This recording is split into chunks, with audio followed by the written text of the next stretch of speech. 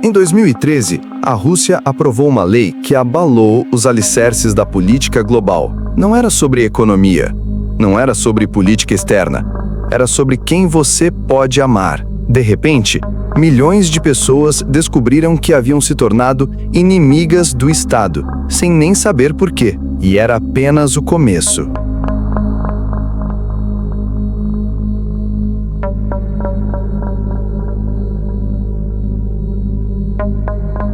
Imagine acordar amanhã e descobrir que sua identidade mais íntima, quem você ama, como você se vê, o que sente no fundo do coração, foi declarada uma ameaça à segurança nacional.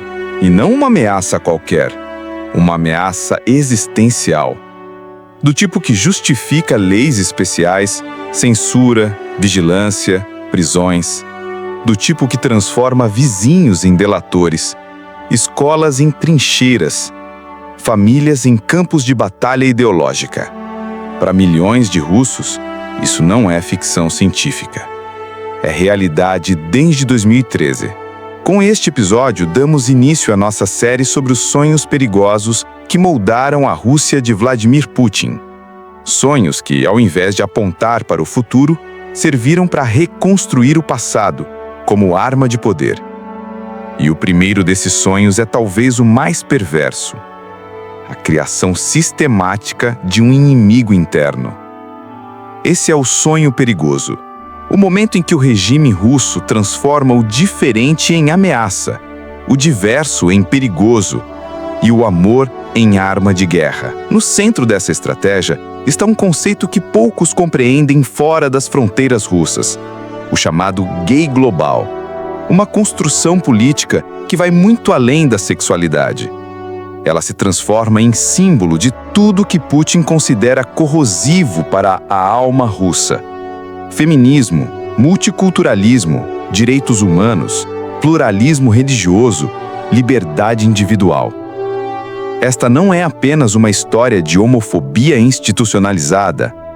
É a história de como regimes autoritários fabricam inimigos e de como esses inimigos imaginários acabam moldando, deformando e, por fim, consumindo os próprios criadores. Bloco 1. A ferida aberta.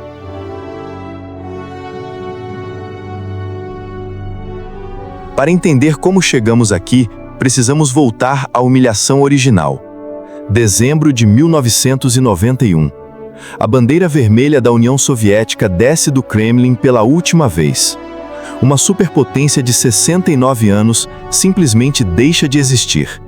Não por guerra, não por revolução, por colapso interno. Imagine ser criado acreditando que você faz parte da nação mais poderosa do mundo e descobrir que tudo era ilusão, que você precisa mendigar ajuda dos países que sempre desprezou, que precisa aceitar suas regras, seus valores, sua visão de mundo. O PIB despencou 45%. A expectativa de vida masculina caiu de 63 para 57 anos. Mas os números não contam a história completa. Não contam sobre homens que se sentiam deslocados, desmasculinizados, traídos pela história. O Estado forte havia desaparecido. As certezas sobre família, sociedade e papéis tradicionais estavam sendo questionados por valores importados do Ocidente. E então, chegou Putin. Putin ofereceu mais que estabilidade política. Ofereceu a restauração da masculinidade perdida. Suas fotos sem camisa, suas demonstrações de força, sua retórica sobre levantar a Rússia dos joelhos falavam diretamente ao trauma masculino dos anos 1990. Mas Putin sabia que não bastava ser forte. Ele precisava de um contraste. Precisava mostrar não apenas o que a Rússia era, mas o que ela não era. Bloco 2. Inimigo invisível da Rússia. 2011. Pela primeira vez desde sua ascensão, Putin enfrenta contestação real. Dezenas de milhares nas ruas de Moscou gritam "Rússia sem Putin". Sua aprovação cai de 80% para 63%. Para qualquer democrata, ainda seriam números invejáveis. Para Putin, era crise existencial. A resposta veio em 2013 com uma lei aparentemente simples: proibição da propaganda de relações sexuais não tradicionais para menores. Na superfície, proteção infantil. Na realidade, a criação de um inimigo interno que serviria como válvula de escape para todas as tensões da sociedade russa. Mas por que a comunidade LGBT? Por que não oligarcas, opositores políticos, jornalistas? A resposta está na genialidade perversa da escolha. A comunidade LGBT representava o outro perfeito, visível o suficiente para ser identificado, invisível o suficiente para ser mistificado, diferente o suficiente para ser demonizado. Era um grupo que 74% da população russa já via com desconfiança. Putin não criou o preconceito, ele o weaponizou. E depois expandiu o conceito. Gay global não era apenas sobre orientação sexual, era sobre tudo considerado não tradicional: feminismo, direitos humanos, multiculturalismo, tolerância religiosa.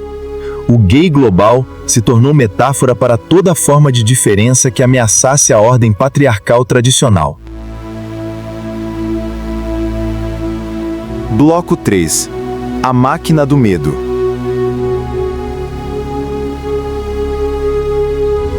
Como você transforma um grupo minoritário em ameaça existencial? A resposta está na fusão de 3 elementos: medo ancestral, autoridade religiosa e paranoia nacionalista. Primeiro, o medo. A propaganda estatal começou a associar pessoas LGBT com pedofilia, corrupção de menores, destruição da família. Não importava que não houvesse evidências. O medo não precisa de evidências, apenas de repetição. Segundo, a religião. A Igreja Ortodoxa, historicamente subordinada ao Estado, tornou-se parceira entusiasta. O patriarca Kirill declarou que aceitar homossexualidade era sinal do apocalipse moral e que a Rússia tinha a missão divina de resistir. Terceiro, o nacionalismo. Pessoas LGBT foram apresentadas não como fenômeno natural presente em todas as sociedades, mas como importação ocidental, arma cultural dos Estados Unidos para enfraquecer a Rússia por dentro. A mídia estatal entrou em overdrive. Dmitry Kiselev, âncora do principal canal, declarou em rede nacional que corações de homossexuais mortos não devem ser usados para transplantes, pois não servem para salvar vidas. Não era jornalismo, era desumanização sistemática. O resultado? A criação de uma categoria política completamente nova, o gay global. Não apenas pessoas com orientações diferentes, mas agentes conscientes ou inconscientes de conspiração internacional contra a identidade russa. E aqui está o aspecto mais sinistro. Essa categoria podia ser expandida indefinidamente. Jornalistas independentes, agentes do gay global, ONGs de direitos humanos, financiadas pelo gay global, políticos de oposição, marionetes do gay global. Bloco 4. O contágio. A estratégia funcionou além das expectativas. Em 2013, 16% dos russos apoiavam direitos iguais para pessoas LGBT. Em 2019, esse número havia caído para 10%.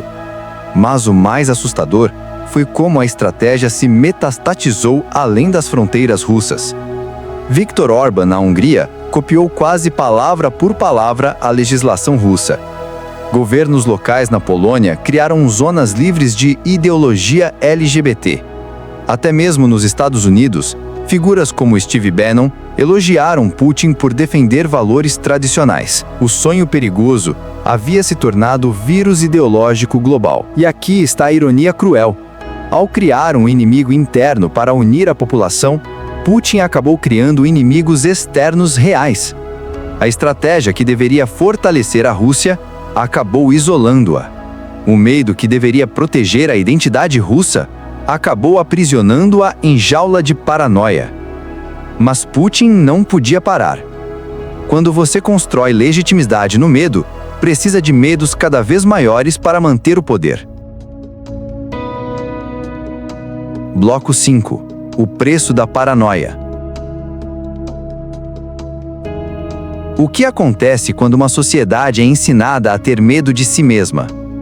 Entre 2013 e 2018, crimes de ódio contra pessoas LGBT na Rússia aumentaram 300%. Milhares foram forçados ao exílio. Famílias se destruíram. Organizações de direitos humanos foram criminalizadas. Mas o preço mais alto foi pago pela própria sociedade russa, quando transforma diferenças pessoais em questões de segurança nacional. Você não constrói uma sociedade mais forte. Você constrói uma sociedade mais frágil, uma sociedade viciada em medo, uma sociedade que precisa de inimigos constantes e inimigos imaginários têm uma característica perigosa: eles nunca são suficientes. Bloco 6. Momento de virada.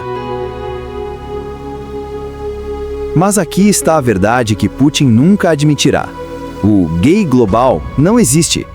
Não existe conspiração internacional para destruir a Rússia através de direitos LGBT. Não existe plano ocidental para corromper crianças russas.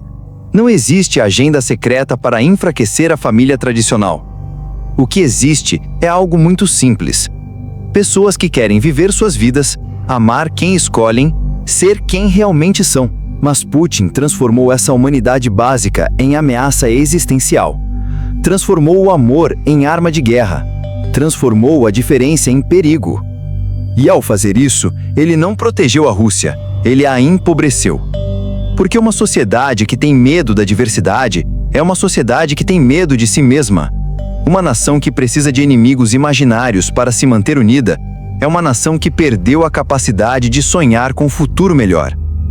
O sonho perigoso prometia proteger a identidade russa, mas o que realmente fez foi aprisionar a Rússia em versão empobrecida de si mesma, uma versão baseada no medo, no ódio e na negação da complexidade humana. E quando inimigos imaginários não bastam mais, quando a paranoia se torna insuficiente, quando o medo interno não consegue mais justificar o poder absoluto, bem, aí você precisa de algo mais, algo maior, algo que transforme metáforas em realidade.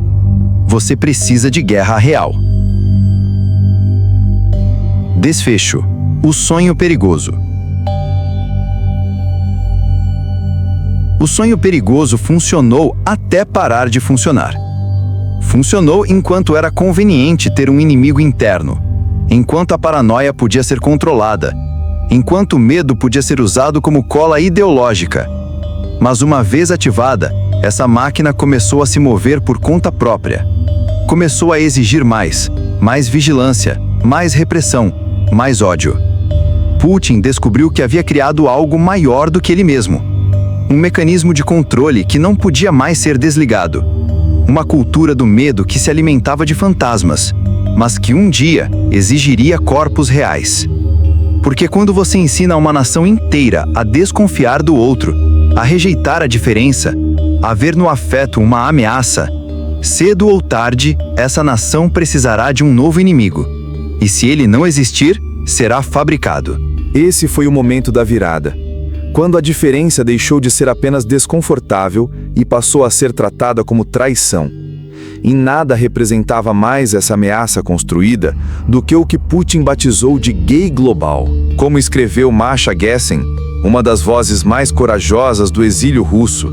Embora, evidentemente, houvesse homens e mulheres na União Soviética que se sentiam atraídos por pessoas do mesmo sexo, não havia indivíduos que se identificavam enquanto homossexuais. A identidade gay e sua política foram, de fato, uma importação ocidental. Isso realmente fazia dos gays o agente estrangeiro por excelência. Atacar os gays poderia unir o país. E quando ser quem você é se torna um crime contra a pátria, a própria ideia de liberdade passa a ser tratada como subversão. A máquina foi ativada, e o resto do mundo sentiria suas engrenagens.